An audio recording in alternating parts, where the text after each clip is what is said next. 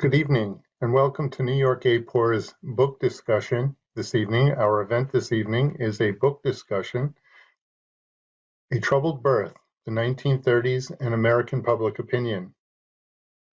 But first, we'd like to thank our sponsors, Marketing Systems Group, Bauman Research and Consulting, Edison Research, Reconnaissance Market Research, Global Strategy Group, GDC, Queens College, Ivy Execs, and SSRS.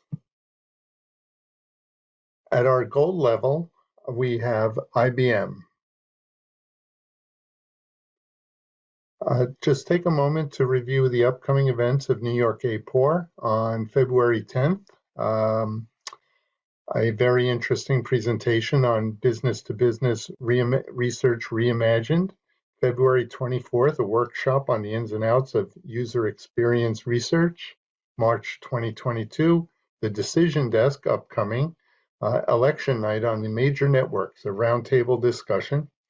And for more information, please visit our website. This evening, all attendees are currently muted. Please do not unmute yourself while the presenters are speaking. Questions will be answered at the end of the program. You can type questions into the chat bot, or we will open the floor to questions directly from the audience. Tonight, New York APOR is honored to introduce tonight's guest, Susan Herbst, Professor of Political Science and President Emeritus of the University of Connecticut, the author of this evening's book. And this discussion will be moderated by Robert Eisinger, Chief of Staff, Research Science Division of the NPE Group. Tonight's discussion will center on this new book by Professor Herbst. Pollsters and pundits armed with the best public opinion polls failed to predict the election of Donald Trump in 2016. Is this because we no longer understand what the American public is? In A Troubled Birth, Susan Herbst argues that we need to return to earlier meanings of public opinion to understand our current climate. And on that note, I will hand it over to Robert Eisinger to get this discussion underway. My first question, welcome Susan, and my first question for you is, give us the elevator pitch. What's this book about? Don't worry, we'll pretend it's a long elevator, so it's a long ride up. You don't have to do it in 30 seconds, but you got to share with us, if you had to summarize it, what's the book about? Oh, and did you also, since you had sent me, did you want to know why I wrote it too? You had tagged that on. Go there too. Yep. All right. Okay. Well, thanks so much. Thanks, Robert. Robert read the entire manuscript and you read it very closely, gave me fabulous feedback, and I don't think the book would be particularly interesting without his just incredible shrewd attention. So very grateful to him. Thanks, Patrick and Amber, for organizing this. It's a real pleasure to be here. And APOR was my first conference. I mean, Jim Bettiger, my old graduate advisor, told us that was the only conference to go to, really. So as graduate students, we started going, and I still think it's an absolutely critical organization for our profession and for the entire world, keeping everybody honest. Well, elevator speech is hard, so I'll get to that in a second, but I wrote the book because I have been generally obsessed with the meaning of public opinion and with the 1930s. And I think, I was reflecting on it when I saw Robert's question to me the other day, is that when I was in graduate school, I studied with Elihu Katz, who I know some people on this call knew way back. He actually died recently in his mid-90s.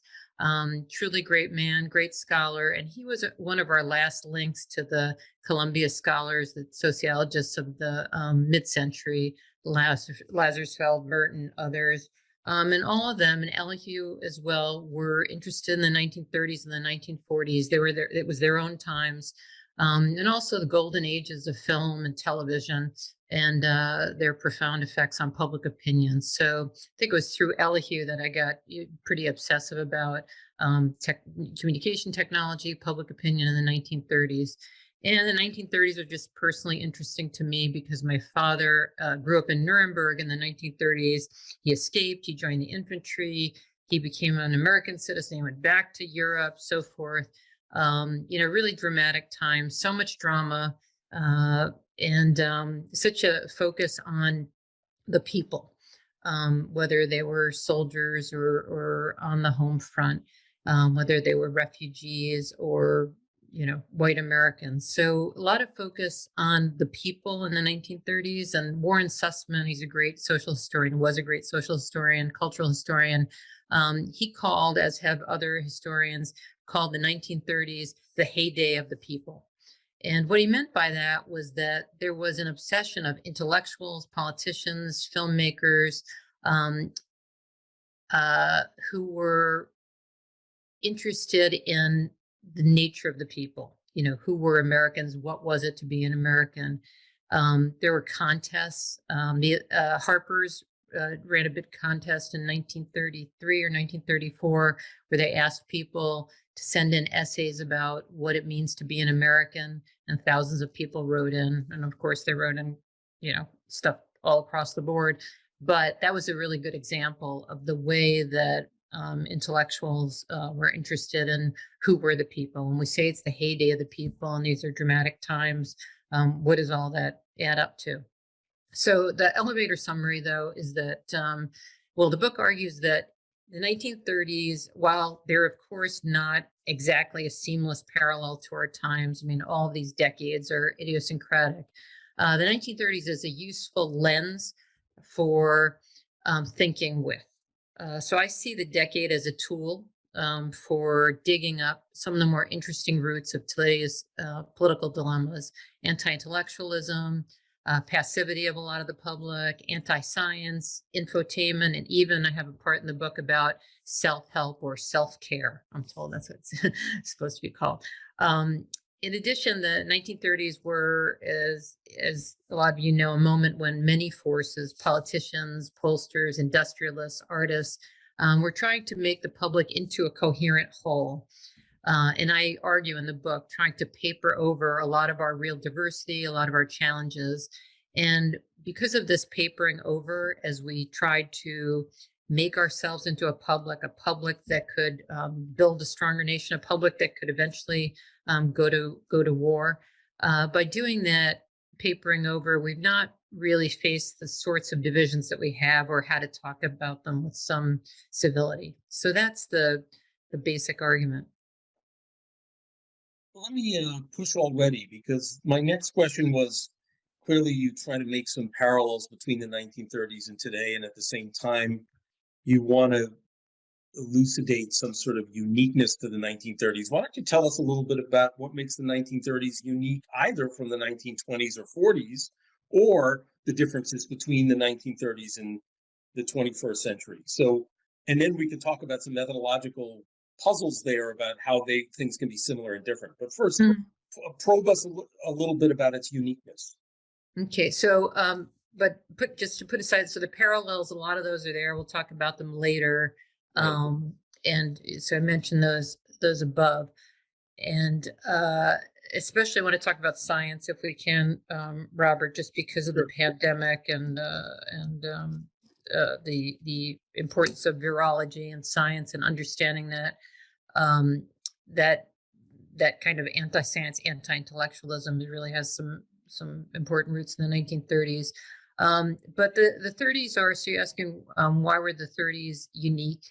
In large part, obviously the Great Depression forced Americans to look inward and at each other as they never had before.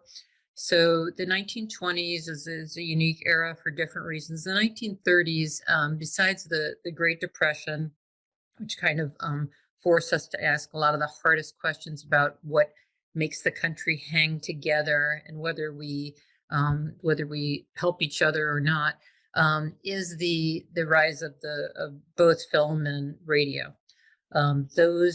That the 1930s were such high times, were such critical moments for both of those communication technologies, make the 30s just so unique. By the 1940s, there's a lot more diffusion, a lot more comfort with those media.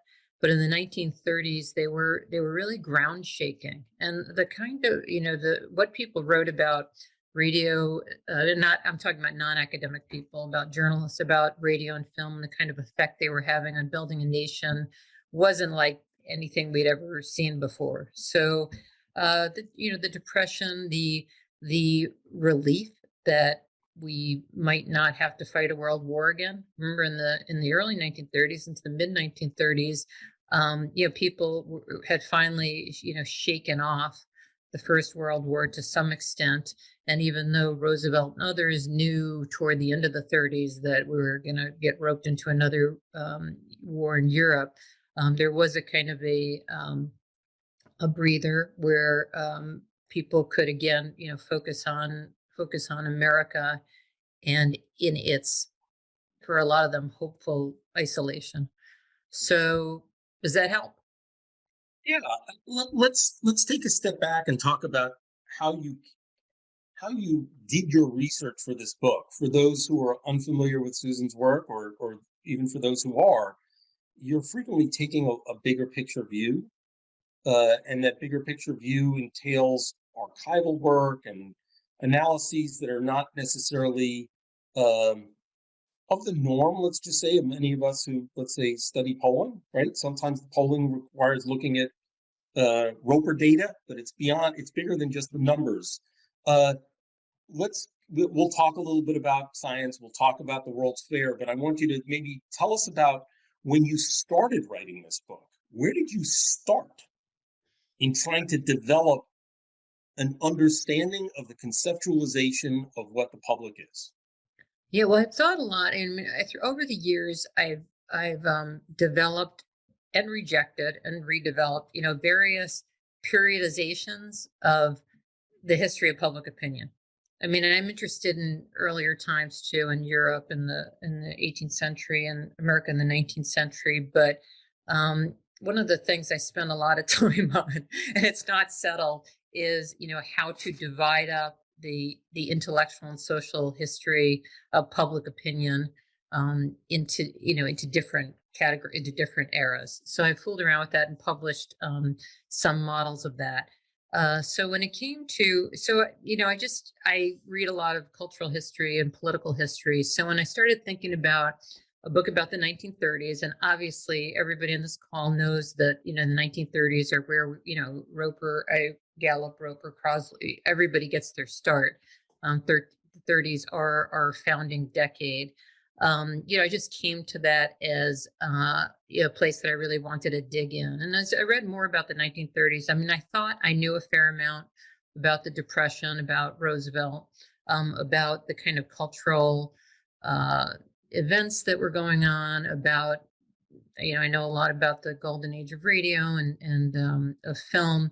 I started thinking that it would be good to do case studies. And I think the book is about case studies that are tied together to look at the 1930s and public opinion talk and formation, from these different aspects. I mean, I had to start with FDR, and if you're writing about the politics, public opinion, 1930s, there's no debate about that. And it was worrisome to me because I'm not, a Roosevelt scholar. And, you read as many biographies and books on the presidency as you can, but I had to start there. So many people have written so well about the fireside chats. I tried to avoid that and focus on some other forms of FDR's rhetoric. And then another obvious place to look at formations of public opinion and how we think about public opinion was, of course, the way pollsters saw things in the 1930s, as well as people like Walter Lippmann, who were interested in public opinion, but not necessarily pollsters, and in his case, were critics of pollsters. And then as I thought about how did I want to come to radio? There are so many ways to study radio during that period, and I was looking for a kind of an interesting, less studied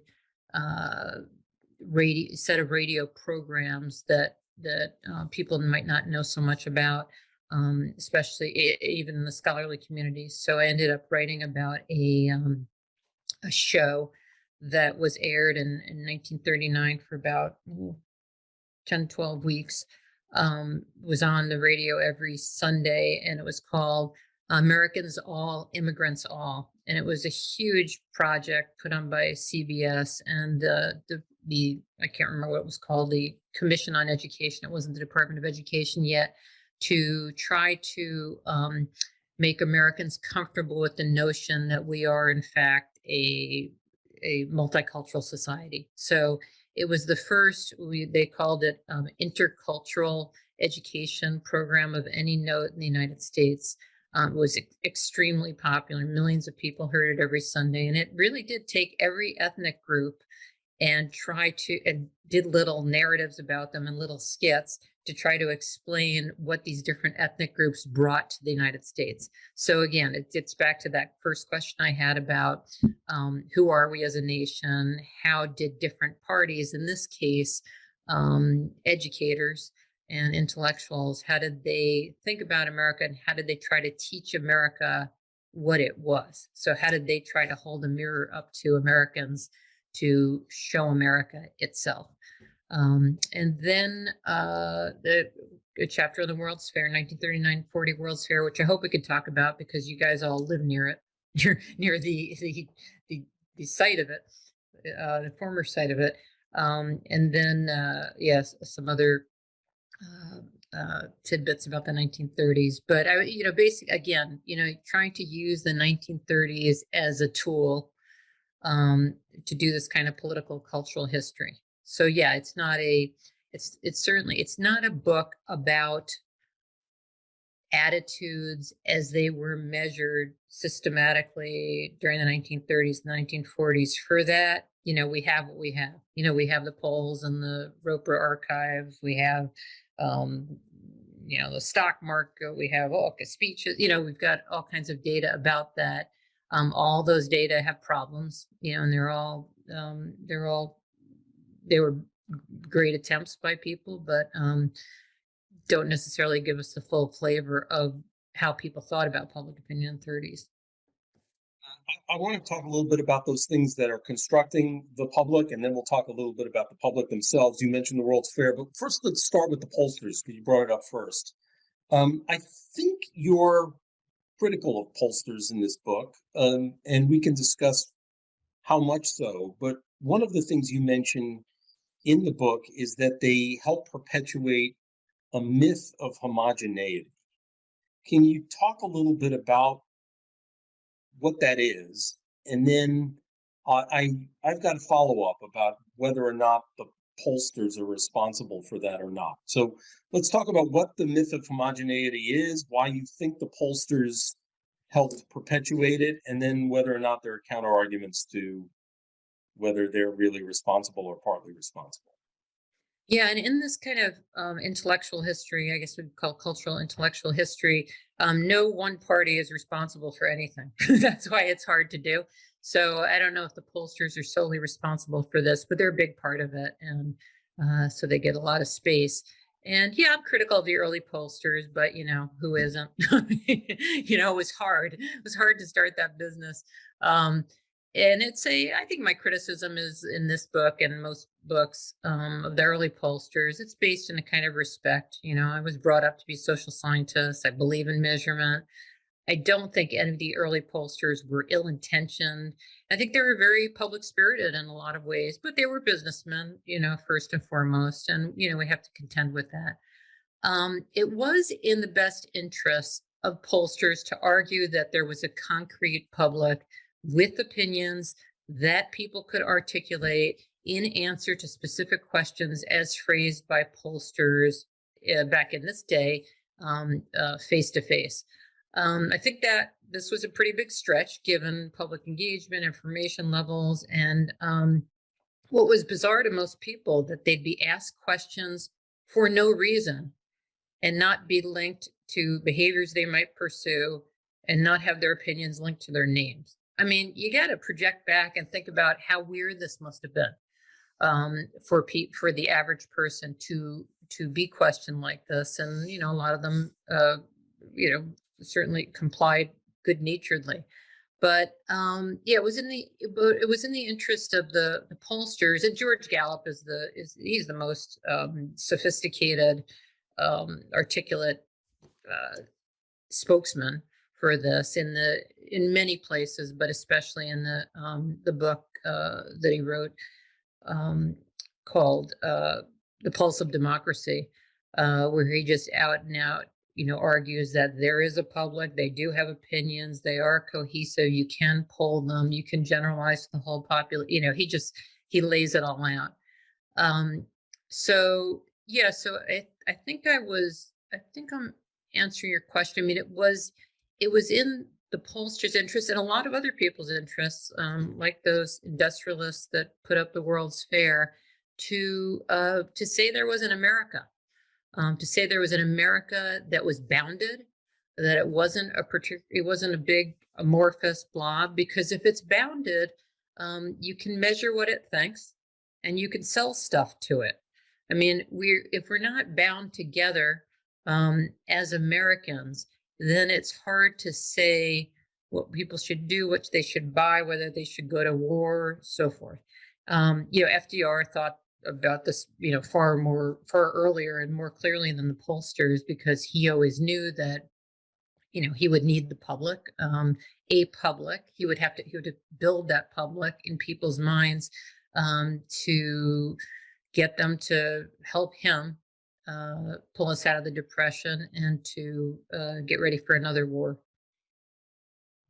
If we had more time, I would push you, but I'm at risk against the clock. But I want to suggest to you that the manifestation of a concrete public and the democratization and the use of thinking that people have answers to questions might be a more natural lineage of a de Tocqueville to James Bryce to the 1930s. And I'm kind of wondering whether you think it was even in the realm of the possible for them to think of, there is no America, the world is really ambiguous, we couldn't possibly ask questions to individuals, or whether it was kind of the progression of the era, and it turns out that it was the pollsters who invented the poll, who therefore employed this mindset. Was the zeitgeist really ambiguous, or was it not just ready for this concretization?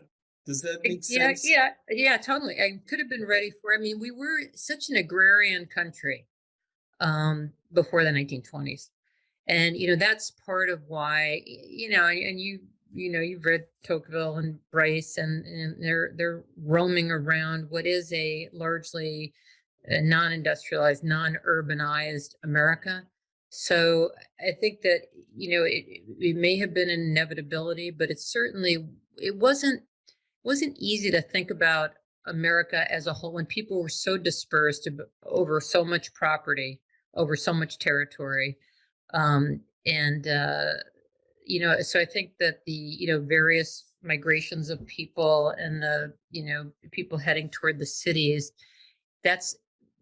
it was like it was like thunderous, and I think that that was felt, that this urbanization had a lot to do with people thinking of themselves as a national community. When you're an agrarian, the rise of the newspaper might help in this regard too, right? And the mass readership. I only because we've got so many other questions. Let's talk a little bit about the World's Fair. And especially, by the way, the chapter is fascinating. For those who haven't read the book's great, but the section on entertainment and the World's Fair, separate, this notion of entertainment fueling this conception of the public. Could you talk a little bit about why this World's Fair is so special, and democracy? Yeah. That was the theme of the fair. Democracy. Talk about what this thing was and whether it was an impulse against the Soviets. Was it something else? What is this thing? Yeah, well, World's Fairs had been around since the mid 19th century, and early one in London, and then various, they called them great exhibitions, world exhibitions in Europe.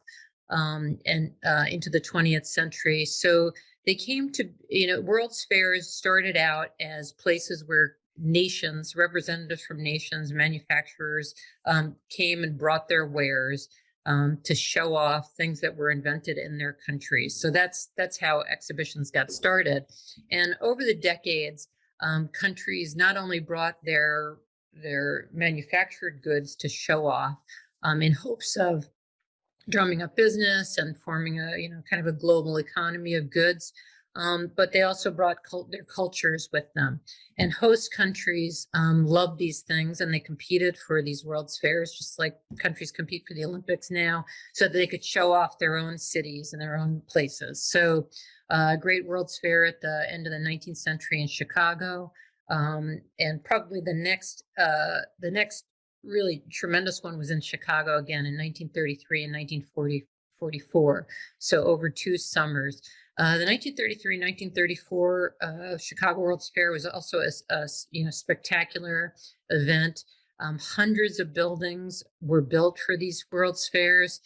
Very few exist now, but they were real buildings, usually built by big American companies, and many by the government, or the governments who are visiting to again show their products, their manufacturing prowess, their dance, their music, their food, so forth. So that's what these World's Fairs were. The Chicago World's Fair in the early 1930s. Tens of millions of people went to it over the course of 2 summers. They shut the World's Fairs down for the winter because it wasn't as fun to be out there. The fairs, again, were heavily about consumer goods and showing people the world of the future. In 1933, a lot about basic science. And the one building that stands from actually the 1896 Chicago World's Fair is the Museum of Science and Industry in Chicago. There was a lot of emphasis in 1933, 1934 on basic science and how that serves mankind. And of course, there was a midway, as there were at most of these fairs in the 20th century, where there were people dancing and food and swimming, and gigantic midways, scantily clad women a lot, and just some weird stuff. In the 1939-40 World's Fair, which I studied, there was, for example, a area showing off the new technology of incubators for newborns. So there were like 20 or 30 premature babies in incubators that were manned by nurses and a kind of an entrepreneurial doctor. So there was like a whole exhibition house of premature babies in incubators that the 40 million people who went to the New York World's Fair in 1939, they could go see that kind of stuff. In addition, of course, to the major exhibitions by GE, by US Steel, by Ford, by Westinghouse, all the food manufacturers. So these were, just tremendous events. The 1939 fair is particularly interesting to me because of what happened to science.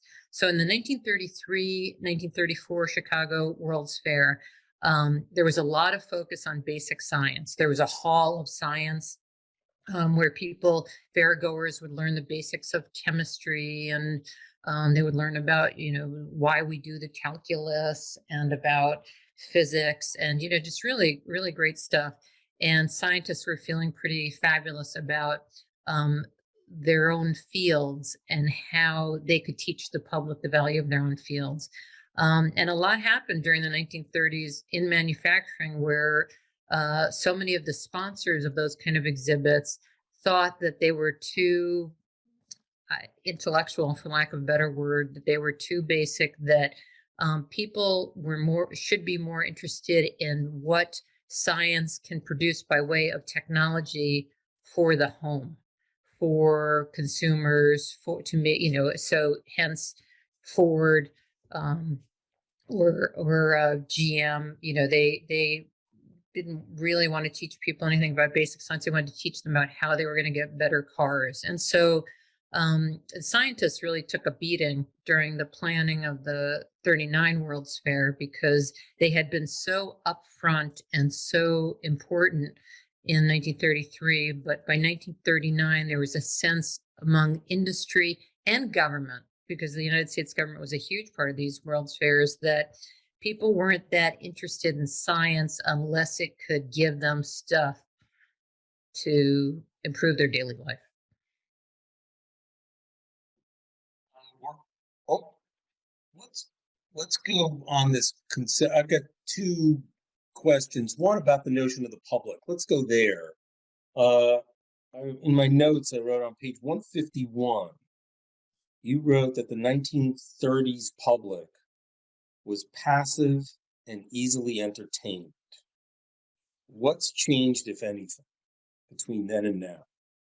I think it's just gotten worse. I mean, I'm not a technological determinist, really, so I won't say it's due to social media, but social media clearly an accelerant to some of our worst tendencies. The streaming services keep us constantly entertained. You get this lack of in-person activity and conversation, before the pandemic. But the pandemic is now intensifying this. So, Neil Postman wrote that book way back in the 1980s, Amusing Ourselves to Death. Remember that? And I think Sure, it's the right idea, but it looks like do you want us less entertained, or you want us to be less easily entertained? I get the passive part. There are levels of engagement that I think are desired, but maybe not necessarily attainable. And we can even argue that some of our founding fathers recognized our inability to be super engaged. That's why we elect people to make decisions for us. But what about this entertainment thing? What do you have, something against Netflix? No, not at all. No, I'm Yellow Jackets. I'm into. I go. Okay. Right, so tell us, like, why is it problematic? You're the one who said it was worse. Yeah, no, it's because it's squeezing out political talk, and it's certainly squeezing out civilized political talk. And the political talk we have is, it has to be entertaining, or we're not that interested in it. So, the last chapter of the book, I actually try to point ways that we might solve these problems. I'm particularly interested in the ability of people to argue. I mean, I wrote a book about civility, and I kind of, I'm ahead of steam on that. But I am really interested in culture of argument and how that can get recreated or even created. There were such interesting projects on argumentation in the 1930s and the 1940s.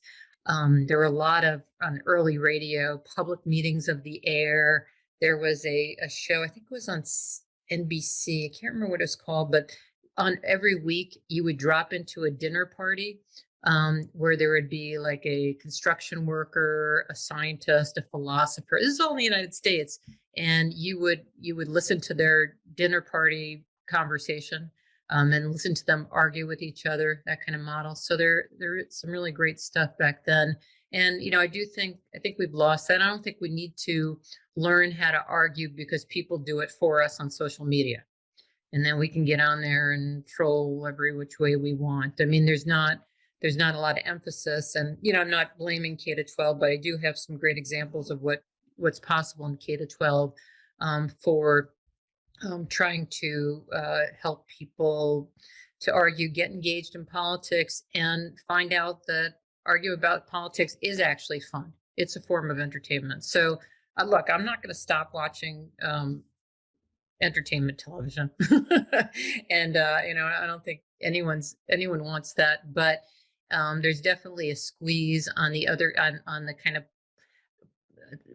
interesting politics that is entertaining and is actually going to mean something with regard to, building a better nation and actually doing some public policy work. So it's a lot, this book. I mean, it's it's not that long. I don't want to scare anybody, but it's it's trying to provoke. I mean, I think that the book is not conclusive, more like a provocation. We've got around 4 or 5 minutes worth of questions, and we'll make sure there's ample room for Q&A from everybody else.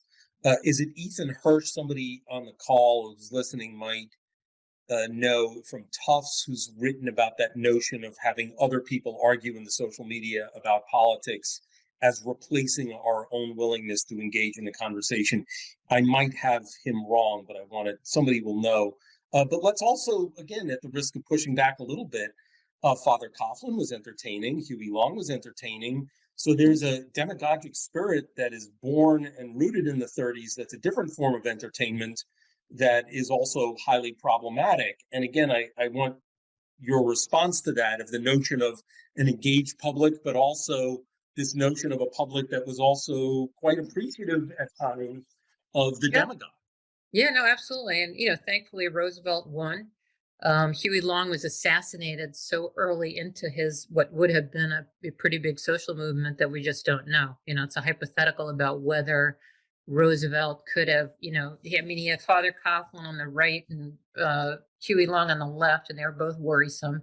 But Huey Long solved his own problem there, and all his share the wealth clubs that would start around the country and all that stuff just dissipated. Father Coughlin was worrisome, but he self-destructed. So by the end of the 1930s, he was nowhere. So yeah, he without question was a demagogue. He started out sucking up to Roosevelt. He thought he could be friends with him, and Roosevelt was, not really wanting any part of that. And as Father Coughlin got increasingly maniacal and anti-Semitic in such a bold way, that he just petered out. But yeah, demagogues they're always good. They're always a possibility. They're worrisome. The 30s. I want to wrap up with one question, because I think your book captures it in several sections, and I think it would be remiss if we didn't talk about how women and minorities are dismissed and marginalized as the capital T, public capital P, are created and formed. Can you discuss briefly that notion of the marginalization of the other as the homogeneity of the conception of what the public is becomes born and grows and leaves its nascent stage? Yeah, I think the most interesting thing I have to say about that is the chapter about radio, about this program, Americans All, Immigrants All, because that's the part of the book that really takes on race and ethnicity in particular. And it's fascinating, because these were a bunch of do-gooders, these people in the department, in the commission in Roosevelt's education department, as well as these intercultural leaders. They were trying to, again, make people feel good about immigrants, about others, about African Americans, about Jews being the only religious group of all the groups that were discussed. The Slavs, the Germans, the English, Jews are the only religious group, and that's a whole interesting sidebar. But this program, again, watched by millions, very popular, very groundbreaking, was meant to underscore the beauty of multiculturalism and the importance of tolerance and diversity. And it did some of that, but it also had another effect of not demeaning those groups, but underscoring their marginality. So it's a kind of complex argument that it's probably best to take a look at that chapter if you're interested. But it's a nice instance of us saying, look, in this case, CBS in concert with the American government and intellectuals, saying, look, we are this incredibly diverse, multicultural society. These immigrants and African Americans, they bring us so many gifts, cultural gifts, they used to call them. Yet the series still had them very marked. The linguists have this great distinction between the marked and the unmarked, where the unmarked is normative and the marked is not. So, for example, when you say a doctor and then you say a woman doctor, the woman doctor is the marked and the doctor is the unmarked. And so there is a lot of marking and unmarked in this series, where it was clear that white America was still central, and these immigrants and these others, they bring interest and excitement and labor, and they help the economy, but are they really citizens? And so, yeah, I spent a lot of time on that. Exotic. I thank you. I hope my questions whet the appetite of those listening and watching. But it's now time for you to take and lead the discussion here. Is it how do we proceed here, Patrick? Do you want to take the questions, or do I? Why don't you? You've got the floor now. I thank everybody. Patrick, you get to moderate from here on, and then I'll probably go. Okay, thank you. I would like to open the questions and answers with by handing it off, or I could read the question posted in chat by Judy Langer. Judy, do you want to ask your own question, or would you mind if I read it? Read it. Okay. Judy asks, what was the role of Elmo Roper in early public opinion research? I'm actually going to deflect that because I haven't, he wasn't a focus of this book. It was a lot more about Gallup. And I have forgotten a lot of what I learned about Elmo Roper. So there are probably people on this call who are more expert on him than me. But he was certainly in the mix, working for, I guess, Fortune back in the early days.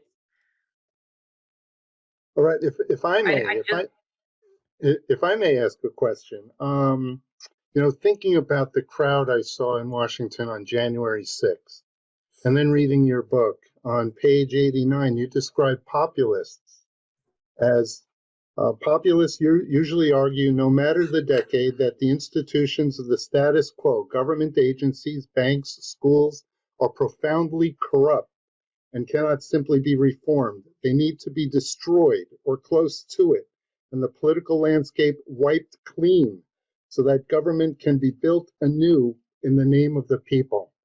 Do you see any parallels between that sort of description and the crowd gathered out in Washington on January 6th? Yeah, I mean, that sentence could have been written by Steve Bannon. Like that's what the Trumpists have argued, is that the institutions that we have are inherently corrupted by elites, by the deep state. Pick your Dr. Fauci, pick your villain.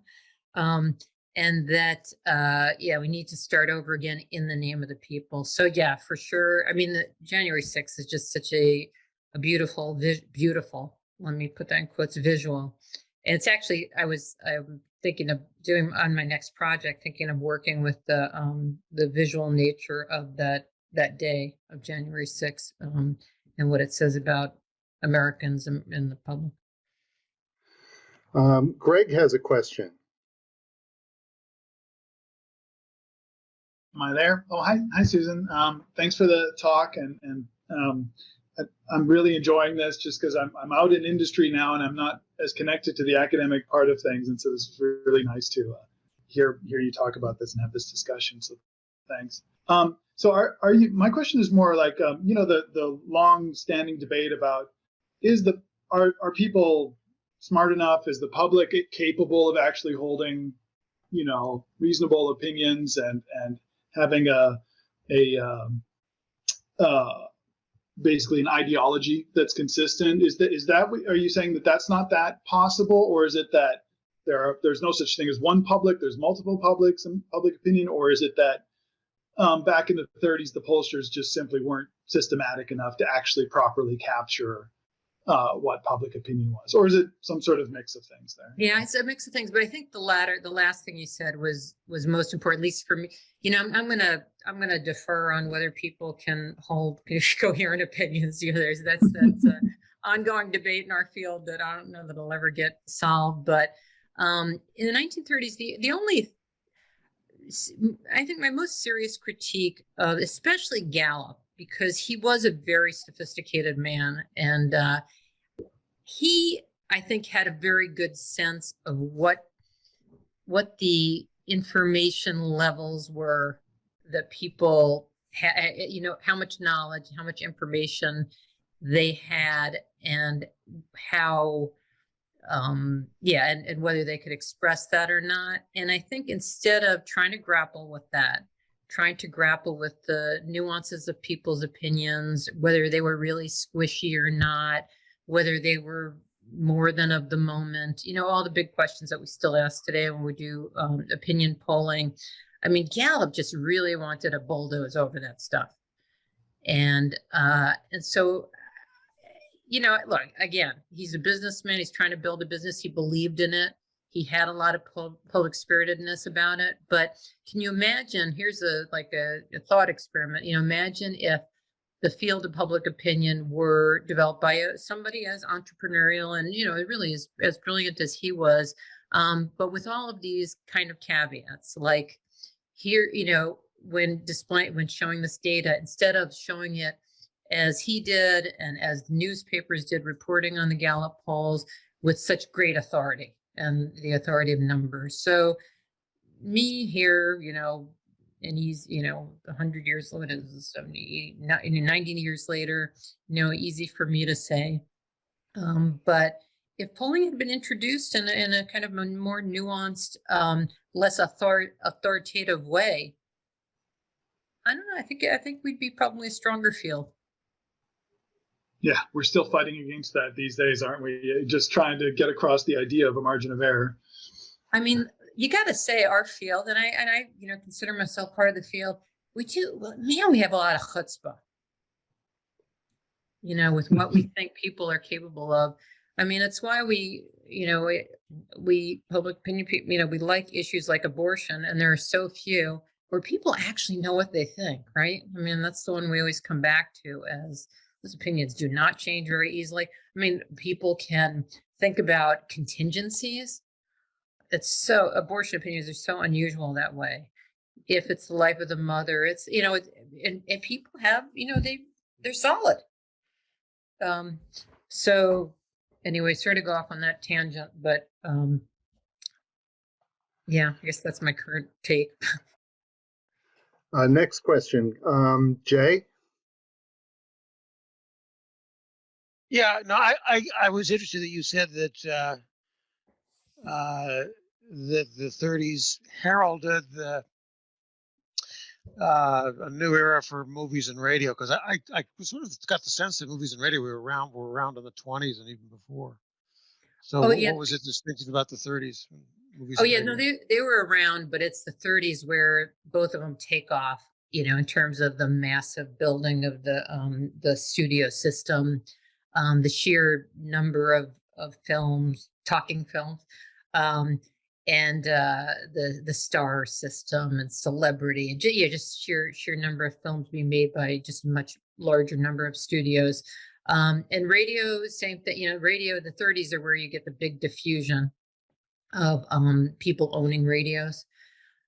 So there's absolutely in the 20s some, there's film. I mean, there's film in the teens, but the 30s are years of real coming together of these industries and corporatization and star systems and just amazing programming, just fabulous. I just taught a course in film and politics with my students at UConn, and I forced them to watch a lot of the films of the 30s and the 40s especially, and they loved them.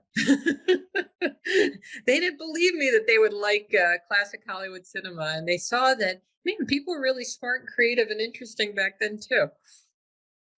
Well, the radio program you described sounds a little bit like a reality show, bringing people from different walks of life together and having them argue about something. Yeah, that's not a show I studied, but there is somebody who has studied that. I think it was called Dinner Party of the Air, or I don't have to look it up, but yeah, that was a very cool thing that I believe was done by NBC. I have to look, but yeah, really, really great stuff. As the networks, the radio networks started to play around with what they should and could be doing with the medium. That's why the 30s are so interesting on radio. It's like, what will people listen to? What do they like? How can we push the envelope? What will our sponsors allow?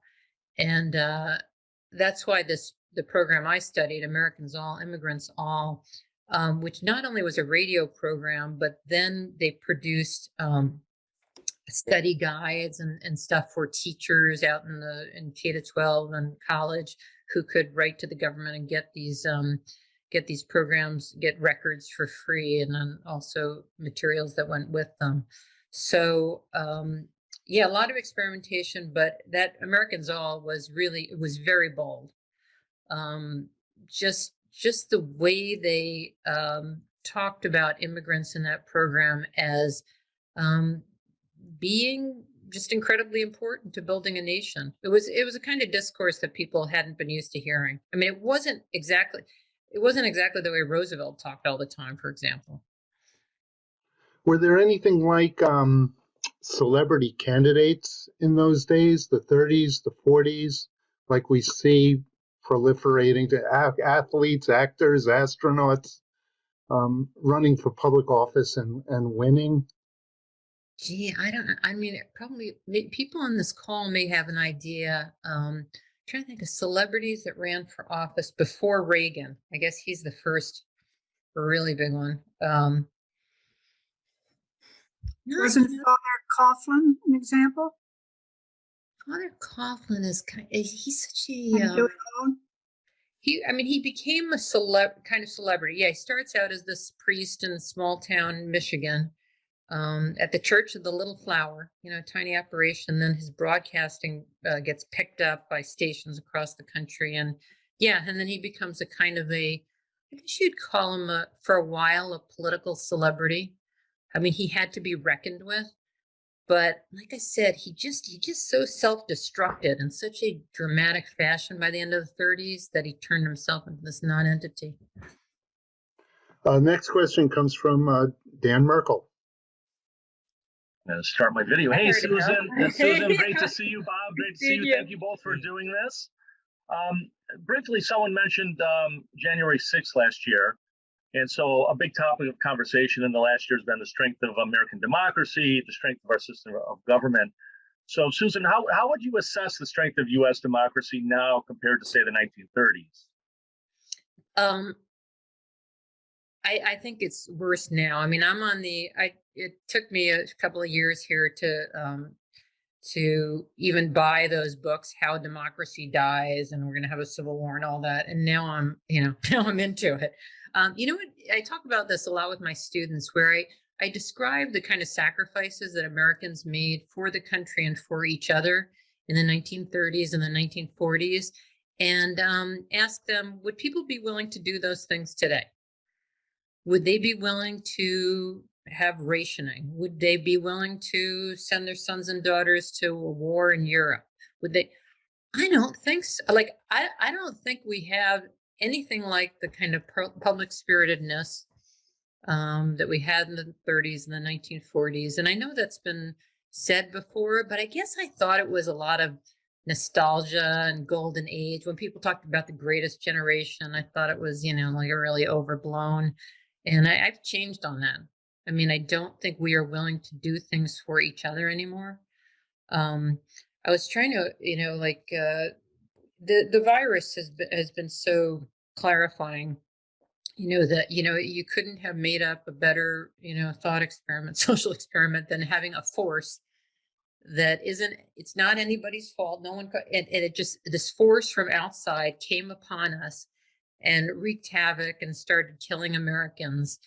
And man, it just broke us up further apart instead of having us pull together. I mean, if Martians came and they were evil, or if Martians came, a segment of the population would say, oh, they're really good, they're really great, they just want to hang. And then another part of America would say they're horrible, they're gonna destroy us. There's nothing that can happen to us now, at this moment at least, that would bring us together. I mean, I find that that's kind of keeps you up at night thing. That's really disturbing. We were talking about science in the 1930s. So in 1933, 1934, when there was that fabulous World's Fair at Chicago, and there was a Hall of Science, they were trying to show these millions of people why basic science matters. How far we've come from that. It seems impossible for the American public right now to understand, a lot of people, that the virus changes all the time, that it evolves, that no, Dr. Fauci cannot predict how a virus is going to roll out. We made incredible progress these last 2 years, and people seem more willing than ever to dismiss it.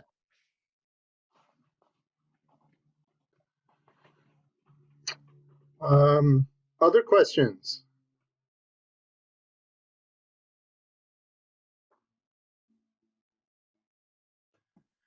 Yeah, Mark Schulman has a question. Yeah, hi, great presentation.